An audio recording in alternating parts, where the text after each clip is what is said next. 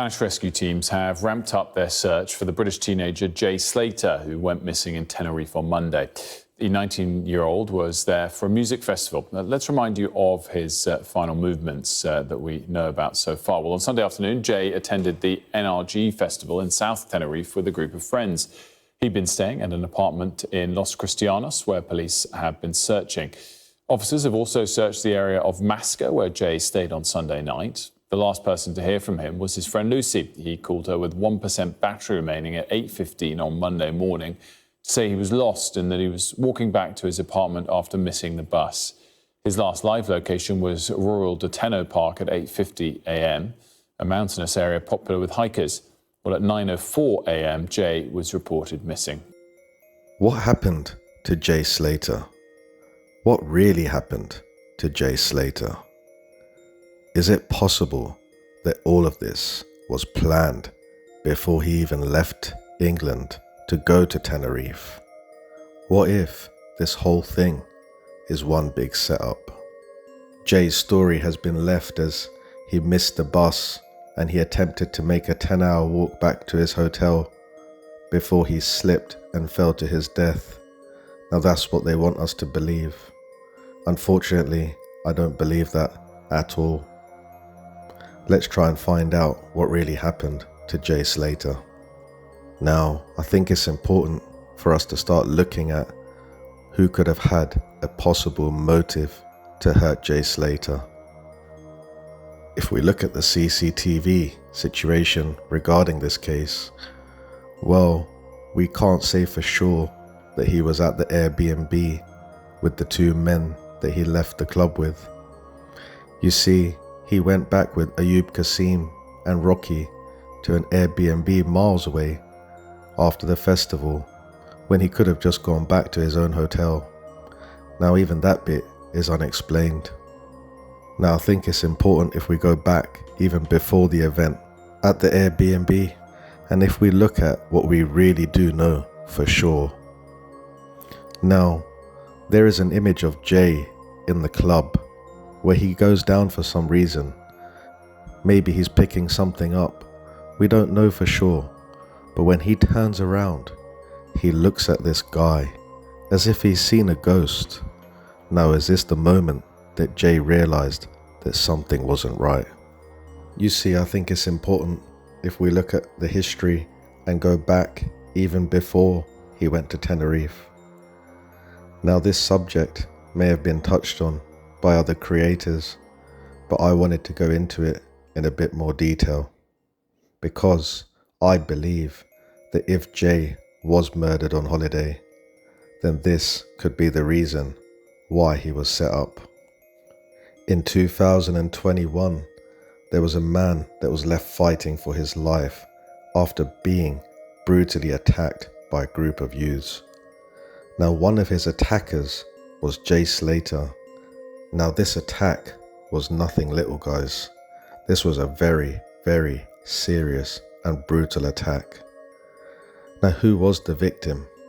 His name was Tom Hilton, and he suffered a split skull when he was ambushed by a gang of 8 people, which included Jay. Now, guys, I think it's important for us to realize that this was no little boxing match. You know, it wasn't a punch-up.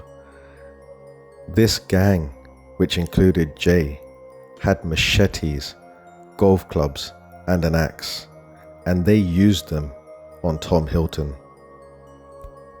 You see, Tom Hilton described them as a pack of gorillas. This is what he said at Preston Crown Court. He recalled how he was chased and assaulted by the group, resulting in his skull being exposed and injuries to his shoulders and legs. You see, maybe some of you are thinking, well, maybe they made a mistake. Maybe they didn't realize what they were doing. Well, according to reports, the whole gang were laughing and joking throughout the whole trial. You see, even the judge, Philip Parry, addressed all of them, and he said, "You should all 8 be thoroughly ashamed of yourselves, but I am at all not convinced that you are." Now this is because they were laughing and joking throughout the whole trial. They thought it was a joke. They thought it was funny what they did to Tom.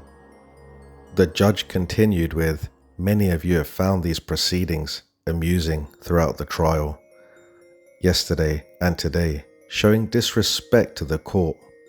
I hope, for the sake of all your families, the public, and the people who have offered you jobs and apprenticeships, and the sort that you all grow up." The judge continued with, "Every one of you deserves to be sent to youth detention. Some of you played a more active role in the violent disorder than others. Some of you carried weapons, some wore balaclavas, but the seriousness of this is the group nature of it. As a group, you were all more threatening than you would have been as individuals." Jay Slater was given an 18-month community order with 25 days of rehabilitation activities and 150 hours of unpaid work for violent disorder following the trial. Now some of you guys may be thinking, well, this thing was over ages ago. It's probably got nothing to do with it. Well, that's not the case, guys. You see, when Jay left to go to Tenerife, he still hadn't finished all of his sentence. And it was reported in the Daily Mail that he completed most of his sentence just before he left to go to Tenerife. You see, while the media over here was concentrating on where's Jay Slater gone, has he had an accident, well, the local media in Tenerife had a completely different way about representing this story. You see, they reported details of Jay's criminal activity. In one paper, El Dia published a story with the headline, "The Past of the Young British Man Who Disappeared in Tenerife. Slater beat up a teenager along with 7 other people." You see, while they didn't find Ayub Kasim and Rocky suspicious, which is strange in itself, but what the Spanish media did do is they did highlight a lot about Jay's criminal past. Now the question is it possible that Tom Hilton wanted to get revenge on Jay Slater? Maybe he wanted to get revenge on the whole gang. Maybe this was his opportunity because he knew that Jay will be in a different country. You see, we all said, why did Ayub have an Airbnb so far away from the night scene? Well, is it possible that the reason why Ayub Kasim booked that Airbnb there was because it was in such a remote area, such a quiet place, away from all civilization? And was he doing this for Tom Hilton? You see, is it possible that Ayub Kasim and Tom Hilton were working together to set up Jay Slater? And is it even more possible that Lucy or Brad or Brandon were involved in some sort of way as well? You see, we heard from the ex-detective Mark Williams that Jay was scared and he left in a hurry, which would explain why he left in the wrong direction as well, because he didn't want to get found. He didn't want Ayub and Rocky to know which way he was going. Now, was it this point that Jay realized that they were connected to Tom Hilton? Did something happen in that Airbnb? Or was one of Tom Hilton's associates there waiting for Jay? You see, something could have happened at the Airbnb, if he was ever at the Airbnb, because we haven't been shown any CCTV that he was ever there. So, is it possible also that something could have happened outside the festival? Is that when they got Jay? Is that when Jay was attacked? And is Ayub Kasim and Rocky lying about the whole story about Jay coming to the Airbnb, which didn't make any sense in the first place? And if he was at the Airbnb, then it would make sense that they tricked him and they forced him to go there. You see, the thing is, Ayub Kasim is connected to Lucy.